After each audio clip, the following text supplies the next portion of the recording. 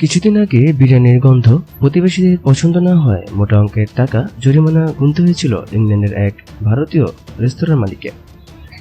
এবার গুজবের জেরে বন্ধ হতে চলেছে রেস্তোরাঁ। ঘটনাটি ঘটেছে দক্ষিণ পূর্ব লন্ডনে।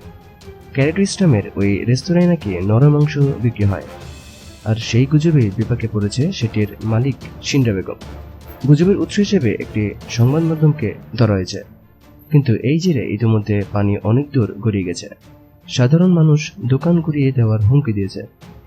সেই সঙ্গে রয়েছে পুলিশি তলব ও জিজ্ঞাসাবাদের ধাক্কাও, এমনটাই জানিয়েছে সিন্ড্রা। ইংল্যান্ডে গত 7 বছর ধরে রেস্তোরাঁর ব্যবসা করছেন সিন্ড্রা। তিলে তিলে অর্জন করেছেন সুনাম ও প্রতিষ্ঠা করেছেন অনেক বড় একটি প্রতিষ্ঠান।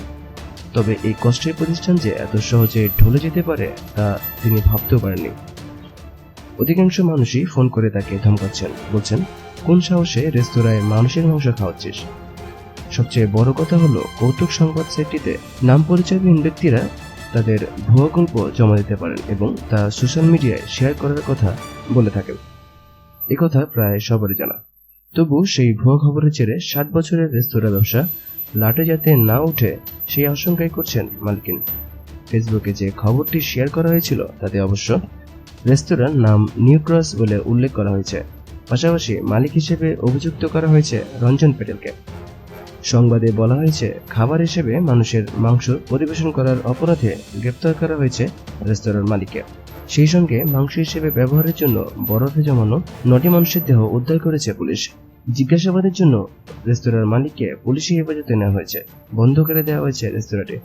এই ভুয়া খবরটিতে ব্যাকরণগত ও অসংখ্য বানান ভুল থাকলেও তাই মানুষ বিশ্বাস করে নিয়েছে বলে জানান সিন্ড্রা। আর সেই প্রভাব পড়েছে ব্যবসার উপর। ইতিমধ্যে রেস্তোরাঁর ক্রেতার সংখ্যা অনেকটাই কমে গেছে, ফলে কর্মচারীদের কাজের সময় কমিয়ে দিতে হয়েছে। সেই সঙ্গে সাধারণ মানুষের হুমকি ও পুলিশি জেরার ধাক্কা তো রয়েছেই। এরকম আরও নতুন নতুন ভিডিও পেতে চ্যানেলটি সাবস্ক্রাইব করতে ভুলবেন না এবং অবশ্যই ভিডিওটি লাইক এবং শেয়ার করবেন। ধন্যবাদ।